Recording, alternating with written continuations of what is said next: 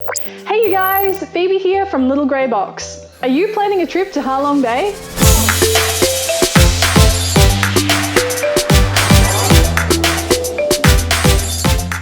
If you are, here are a few things I think you really need to know before you go. Is it worth visiting Halong Bay? Before I started planning my trip, I was really overwhelmed because so many people told me it was touristy and crowded. Halong Bay is a popular destination, but I think that's for really good reason. I've never been anywhere else quite like it, and it is absolutely beautiful.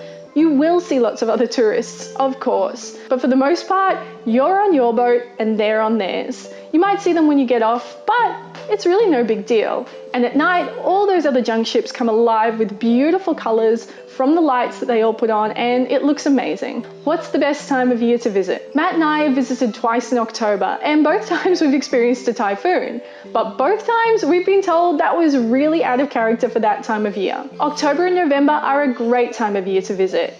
You might find that there are more tropical storms from May to September, but I wouldn't really let that put you off. They say that February through to April is a little bit cooler, but it can be a little drizzly and foggy. I would just say when you're booking, make sure that your company has some kind of a cancellation or refund policy, so if your cruise is cancelled due to bad weather, you don't lose your money. How far is it from Hanoi to Halong Bay? The journey from Hanoi to Halong Bay is about 180 k's, and in my experience, it takes around 3.5 to 4 hours to get there. Now, each time we've done it, the transfer has been included in the cost of the booking. Typically, we've been picked up from our hotel at around 7:30 in the morning and arrive to Halong Bay about 11:30. On the way back, we leave about 12 midday from the port and get back to Hanoi around 4. One thing I would recommend is to pack some headphones if you can, so you can listen to music to make the time pass, because there's likely no entertainment on your bus. If you have something like Netflix, I would download a few of your favorite shows and watch those as you go along, just to make it a little easier. Will I get boat sick? I am one of those people that always gets boat sick. So I was really worried about Halong Bay, and I was nervous that if I started throwing up, it would just ruin my entire trip. But here's the thing, it is flat. There are no waves, there's none of this motion or anything like that. I didn't so much get a whisper of an upset tummy. If you are worried, of course, pack some ginger tablets or some seasick tablets, but I would be really surprised if you needed them. What is there to do once you arrive? So you may be thinking, what the heck am I going to do when I get out there? Just sit on the boat and stare off into the distance for 3 days? Luckily, the cruise ships have plenty of activities organized and they're optional. So if you do just want to sit on the deck for 3 days, you're more than welcome to. The kind of excursions that I've experienced are things like kayaking, visiting a floating village, there was a pearl farm, we explored a few caves, there was a beach trip, you could go up to the top of the mountain for amazing views. On one tour, we hopped onto a smaller boat and went out for the day, and we were jumping off the boat, swimming, stand-up paddleboarding. It was so much fun. We also had some great experiences with karaoke and amazing live music. So it's really, really fun, and if you're up for it, you're gonna get to meet some really interesting people from all over the world. But if you're an introvert, you can just spend the whole time in your room. It's your holiday. How long should I cruise for? Typically, you'll find cruises offer two options. You can do 2 days, 1 night, which is the most popular, or 3 days, 2 nights. Matt and I have done both, and I have to say I really recommend you do the 3 days, 2 nights if you have the time. When we did the 3-day, 2-night cruise, we saw people who were getting off the 2-day, 1-night cruise. So they all got off the boat and we stayed on, and I just remember thinking that was not enough time. That extra day that we got, we saw so many more things, and it felt like we had a real Halong Bay experience. And for the amount of time that it takes to get out there and back, 4 hours each way, 2 days, 1 night, it's just really not enough time. Should I go luxe or less? Matt and I have done it both ways. When we were booking the trip ourselves as part of our honeymoon, we didn't have a really big budget to work with. So we went with something budget, but not super budget. And we had a great time, it was really nice. Recently for a work trip, we got to do the luxury version, and I have to say, it was phenomenal. I would recommend booking the best cruise that you can within your budget. I've heard some horror experiences of people who have gone really, really, really low budget and had a terrible time.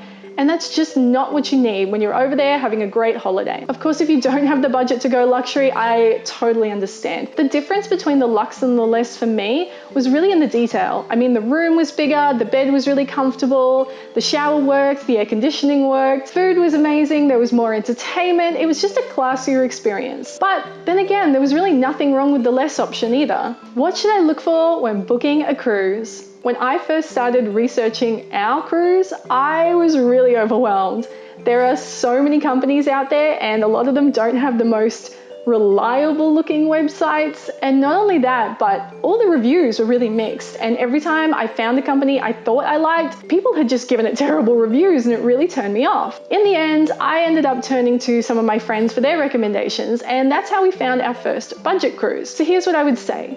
Don't let online reviews totally cloud your judgment. A lot of the time, people tend to be more motivated to write a review when they've had a bad experience than when they heard a good one. So it may not be a true reflection of that company's actual reputation. I think it's important just to look for a cruise company that fits within your budget, has some activities that you're interested in, goes to the places you want to go to, seems like it has some good food, includes a transfer, has a cancellation policy in case there's some bad weather, and has a seemingly good reputation. Just remember, you're never going to find a cruise company with a 10 out of 10 perfect reputation. At the end of the day, go with your gut instinct. That's what we did, and our first budget cruise was fantastic. What should I pack for my Halong Bay cruise?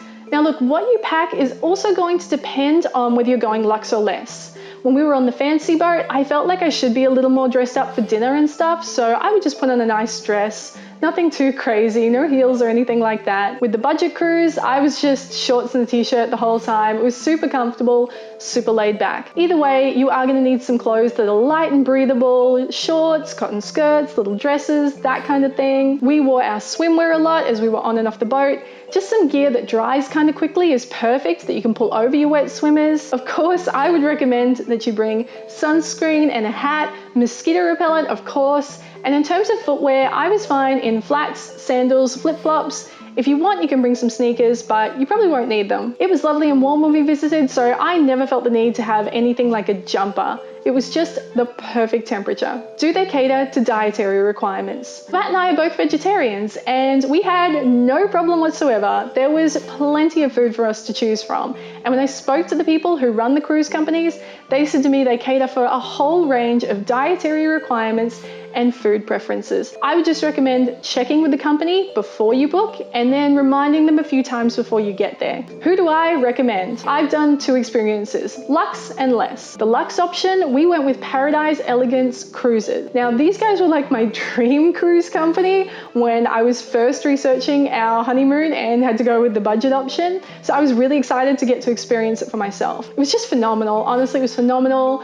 The ship was beautiful. The staff were incredible. The food was so good. I loved it. For the budget option, we went with Paloma Cruise, and I really can't say anything about it. It was fine. There was no issues with safety. The food was great. The service was lovely. They were just really wonderful people. We made the extra effort and paid a little bit more to get a room with its own balcony, and I would really recommend you do that because I saw the rooms without and they were teeny tiny. But again, if that's what your budget can afford, you're still gonna have a good time. Everything on board the Paloma was great. The people were lovely. It's just if you can afford it, I would go with the luxe option because it's so special and we just had the most memorable experience. But like I keep saying, if that's not what your budget allows, that's totally cool. Paloma or something similar will do you well. Thank you so much for watching. I hope you found this video useful.